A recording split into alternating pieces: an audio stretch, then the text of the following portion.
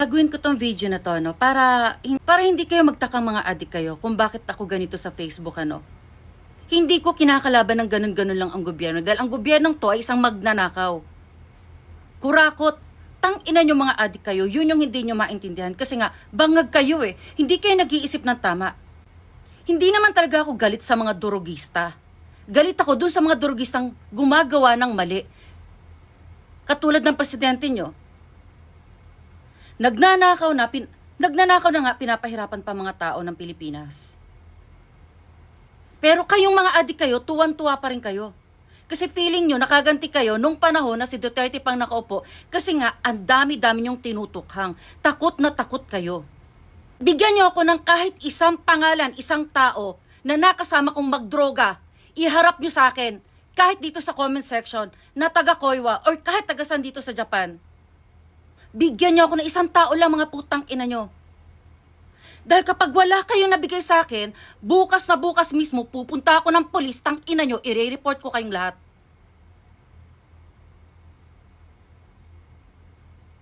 Putang ina kang Mirna ka, tang ina mong Tiana ka, kung anong pangit ng mukha mong tang ina mo, tuyot na yung itsura mo, siyang pangit ng pag-uugali mo, inaano kita? Ha? Tang ina, pag naglalakad nga ako dito, nakangiti pa nga ako sa inyo, tang ina nyo eh.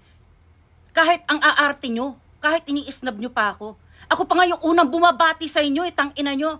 Ang yayabang nyo kasi kung maglakad para kayong mga tumama sa loto, para kayong mga bilyonaryo. Nakataas yung mga kilay nyo, tapos pag nakakasalubong nyo ako, sabay lingon. Tang ina nyo, ako pa nga namamansin sa inyo eh. Anong problema mo kung mataba ako? At least hindi ako tuyot. Kasi hindi ako nagdodroga. Hindi ako nagsisigarilyo. Oo, dati nagsisigarilyo ako, no, bago ako magkaroon ng COVID. Umiinom ako ng alak siguro, once in every 3 years. At ano din problema mo sa katawan ko? Inggit ka? Ang pandak mo na nga, tang ina, tuyot na tuyot ka pa. Tingnan mo nga itsura mo, manalamin ka nga, animal ka. Anong ginagawa mo sa account ko? Nasa friends list kita, tapos titirahin mo ko? Bakit? Dahil tinatamaan ka?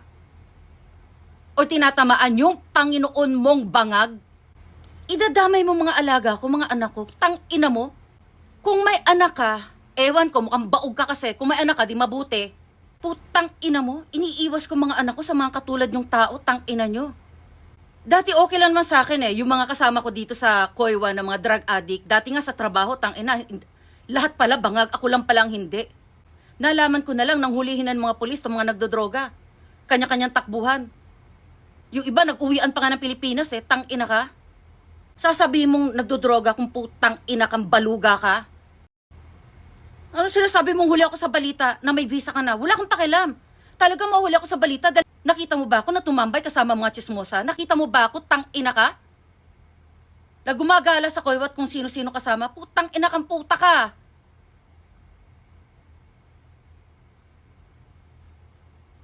Etong mga anak ko, kaya ako buwisit na buwisit sa mga katulad mo kasi etong mga anak ko nakakita ng mga nagdodroga sa harap nila. Hindi ko na tinanong kung sino dahil baka mapatay ko pa. At baka matanggalan pa ng bisa. Kaya nung panahon na yon, tang ina nyo, gusto ko kayong sugurin isa-isa. Kaya eto. Pero nagpigil pa rin ako. Biruin nyo, kung magdodroga kayo sa harap ng mga bata, mga putang ina nyo, irespeto nyo naman ang magulang ng mga bata. Dahil kahit nagbubunga nga ako sa FB, pero pagdating sa mga anak ko, malumanay ako magsalita, mga putang ina nyo. Alam ng mga tao kung gaano ka-importante sa akin ang anak ko. At wag na wag mong tatawagin ng kung ano-ano mga anak ko, dahil mga anak ko, mga successful sa buhay kahit papano. Mga kanya-kanyang negosyo. Mga nagsisikap, putang ina ka. Walang-wala kayo sa mga anak ko. Putang ina kang adik ka. Magdodroga-droga kayo sa harapan ng mga anak ko, sa harap ng mga batang musmos. Anong gusto nyo? Gayahin kayo ng mga anak ko? Tang ina nyo? Hindi ko kayo pinapakalaman at hindi ko kayo pinapangalanan. Huwag nyo akong pakilaman dahil nasa bahay lang ako nananahimik. Hindi ako nakikialaman ng buhay ng mga buhay. Tang ina mong bangag ka. Kung kung nagsusugal man ako, kung nagpapatsing ko man ako, wala kang pakialam. Pera ko yun. Bakit? Nangutang ba ako sa'yo para manugal ako? Ha? Meron ba akong inutangan sa inyo, sa mga kaibigan mo para manugal ako? Ha? Putang ina kang bangag ka. Gago ka! Ni minsan ba linalpitan ko kayo para humingi ng tulong? O bakit nyo ako pinapakilaman? Hindi nyo kaya yung mga ginagawa ko? At hoy, babaeng tuyot. Siguro alam mo na napakarami na rin inoffer sa akin pera. Milyon, 5 million, house and lot, nasa akin ang susi. Ang dami pang offer, mga business. Wala ako tinanggap kahit ano. Alam mo kung bakit? Putang ina kang pangit ka. Para yung sa mga anak ko, para irespeto mga anak ko. Ng mga tao, lalo ng mga Japanese. Ilan ang anak ko dito? 4. Lumaking maayos yung mga hinayup pa kayo, tang ina nyo. Narinig nyo ba, mga anak ko, na nagugulo dyan sa Koiwa? Actually, wala sila dito. Maayos silang namumuhay sa iba't ibang lugar. May kanya-kanya silang bahay, pamilya, negosyo. Talang nagsisikap mga anak ko sa edad na napakabata pa. At sinasabi ko sa inyo, talagang proud na proud ako sa mga anak ko dahil hindi nyo kaya ang pagpapalaki ko sa anak ko. Putang ina ka, kung magchichismisan kayo, kayo lang ha, mga putang ina nyo. Magbayad din kayo ng utang nyo, putang ina nyo. Ilang dekada na, ilang taon na.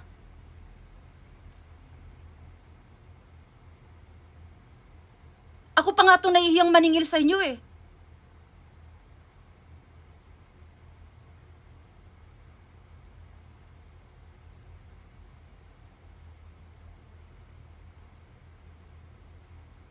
Ang ina, pasalamat kayo, malaki ng mga anak ko bago ko nalaman na nakitaan pala nila kayong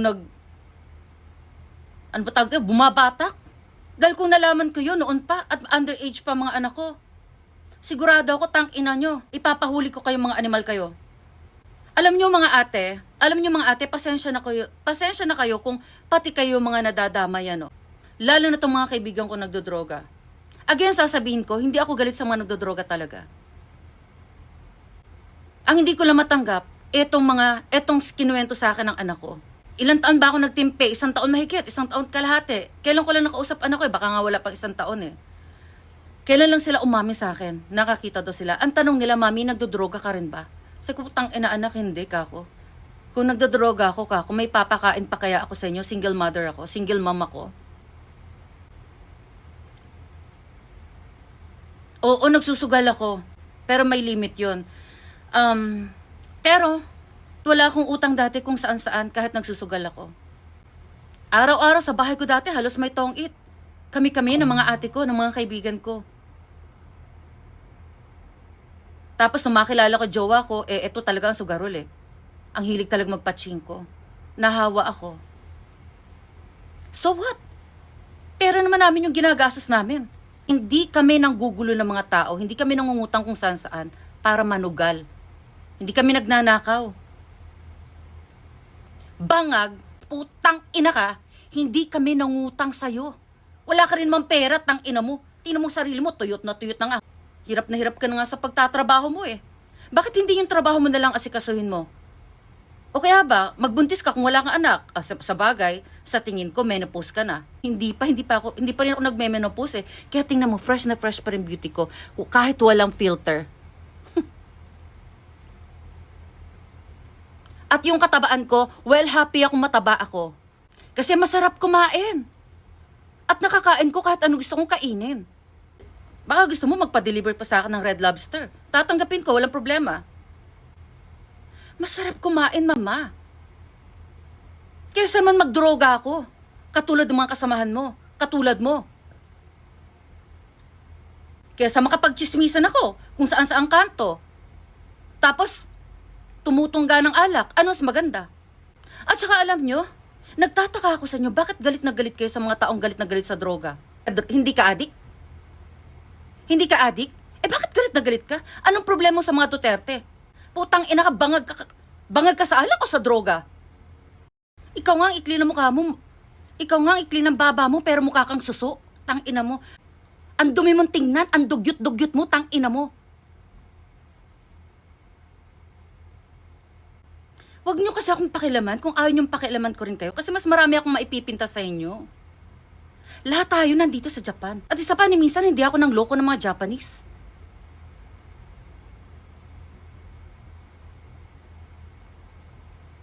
Ang dami nagbibigay sa akin ng pera, hindi ko tinatanggap, tang ina nyo. Alam nyo yan.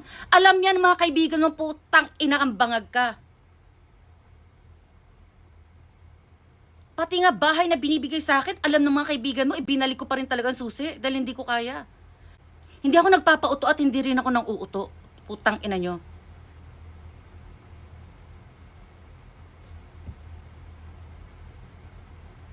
Wala ako ditong ginipit na hapon. Wala akong nilokong hapon. Lahat na lang ino-offer nila sa akin para sagutin ko lang. O kahit walang kapalit. Lahat yun. Pati mga businesses tinanggihan ko. Dahil ayoko nang loloko ng kapwa ko, tangina nyo. So may karapatan akong magbunga nga dito sa FB tungkol sa nangyayari sa gobyerno. Kasi iniisip ko, kahit ayaw pang umuwi ng mga anak ko sa Pilipinas dahil takot sila, dahil nga daw magulo ang Pilipinas, marami daw ganyan, na hindi ko naman sinisiraan sa kanyang Pilipinas. Pero nakakarating dito sa Japan ang chismis, dito sa media nila. Ito lang masasabi ko mga ka-DDS, sa mga kaibigan ko, sa mga dati ko pang kaibigan, kahit nung teenage friends ko, old friends ko, naku po, pasensya na kayo sa akin, kung nababanggit ko itong mga droga-droga na to. Kilala nyo naman po ako, mabait akong tao. Depende kasi ang ugali ko Kung masama yung kaharap ko, masama din po ako. At hindi ako marunong magpatawad ng tao. Habang buhay yan na nakatanim sa utak ko kung anong klaseng tao ang kaharap ko, ang kausap ko, at yung mga nakakasalamuha ko, hindi ko nakakalimutan yan. Kaya nga hindi ako naglalabas ng bahay Dahil napakarami po talaga ritong toxic. Mayayabang. Kaya ngayon, kung makikita niyo po ako dito sa Koiwa, na akala niyo siguro mataray, siguro sasadyain ko na yon. Kasi kung ganyan lang din naman pala, napaplastikin niyo ako, ay wag na lang. Total, hindi naman tayo nakikinabang sa isa't isa May kanya-kanya tayong buhay dito. At ako, ang buhay ko yung mga anak ko. At hanggang ngayon, hindi ako tumitigil sa pagtulong sa mga anak ko. Kailangan pa nila ng suporta ng isang ina. Dahil napakadami din nilang pinagdaraanan ngayon. Lalo na sa mga negosyong pinapasok nila. Kailangan talaga nila ng patnubay ko. Ng gabay ko. At ito lang masasabi ko sa inyo. Marami akong pagkakamali sa buhay ko. Nung kabataan ko. Isa na doon yung pakipag-boyfriend ko. Kasi hindi ako yung tipo ng tao na kapag niloko mo, iiyak lang. Gumaganti ako. Hinihiwalayan ko yung tao. Manglalalaki ako. Kasi ang motto ko, bakit ako magtitiis sa isang lalaki? Kung sakit lang din ang ulong ibibigay sa akin. Wala ka nang pera. Kasi hindi po ako mahilig hindi po kasi ako mukhang parent. Kaya marami mang nangligaw sa akin ng mga mayayaman talaga, may mga sinabi talaga sa buhay, hindi ko pa rin sila pinapatulan kasi ang tingin ko kagad babaero. Ngayon, minsan napupunta ka sa maling tao din na kahit wala nang pera, ganito pa, babaero pa. Di baling sugarol katulad ng jowa ko ngayon. At least, panatag naman yung loob ko. At masaya ang pamilya ko rito kahit dumaraan din kami sa financial problem. Again, humihingi talaga ako ng paumanhin talaga sa mga nakakakilala sa akin. Mga kaibigan ko, pasensya na talaga kayo. Ang sa akin lang naman, maprotektahan yung mga tao sa Pilipinas, lalo na itong mga kabataan. Kasi, kita nyo panahon ngayon. Alam niyo naman kung anong ginagawa ng mga kabataan ngayon, di ba? Kahit noon pa naman, ang mga kabataan talaga yung nagdodroga. Pero, hindi yung mga namamaril, nananaksak, tapos group effort pa sila. Hindi ko mabanggit sa vlog Ibang-iba na po talagang panahon ngayon. At unang-una, may mga anak ako, inuulit ko, may mga anak ako na gusto kong protektahan talaga sa mga masasamang tao. Etong itsurang to, sa tingin nyo, nagbibisyo ito. Sa mga kaibigan ko, mga taga-probinsya, nagpapasalamat ako sa inyo na hindi nyo ko pinapakialaman sa vlog ko Salamat talaga. Kasi kilala nyo ako. Hindi ako masamang tao. Game na game ako sa mga kalokohan natin noon. At masaya pa rin ako pag naaalala ko to. At proud ako na naging mga kaibigan ko kayo kasi hindi naman kayo pipitsugin lang. Pero itong mga taong hindi nakakakilala sa akin. Kung makakomment, kung makahusga, tang inaakala mo kilala ko Sa chismisan lang naman nila naririnig. yung pagkatao ko. Pag mga nalalasing na sila. Pag siguro mga bangag na. Siguro kasi 'di ba kapag bangag, kung ano-ano na pumapasok sa mga utak nito. Putang ina nyo. Huwag niyong idadamay mga anak ko kung galit kayo sa akin. Dahil putang ina nyo. Tang ina mong babae ka. Hindi mo ba alam, hindi mo ba nababalitaan kung paano ko pinoprotektahan mga anak ko? Hindi mo ba alam na kaya ko hiniwalayan yung ex ko? Dahil sinasaktan niya ang anak ko. Ayokong makulong dito sa Japan. Putang ina mo. Pero handa ako. Pag-usapan na ang mga anak ko. Putang ina mong dugyot kang babae ka.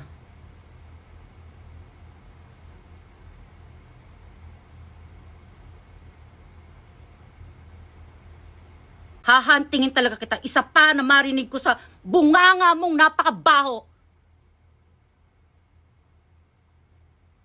Ang tungkol sa mga anak kong putang ina ka. Hindi mo ako mamamalayan sa likod mo. Mga ka-DDS, pasensya na po ha. Alam nyo talagang isa po talaga akong ina. Hindi man perpekto, pero sigurado akong pinoprotektahan ko mga anak ko. Malamang hindi sa gusto nilang paraan. Hindi sa alam nilang paraan. Iba po yung pagpuprotekta ko sa mga anak ko.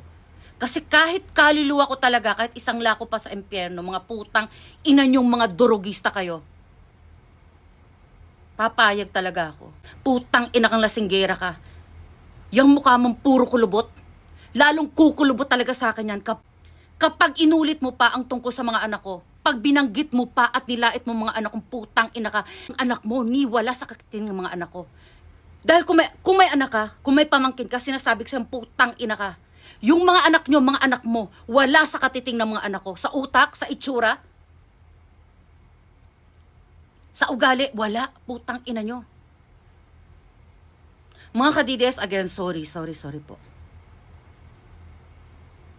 Alam ko maintindihan nyo, eto mga sinasabi ko.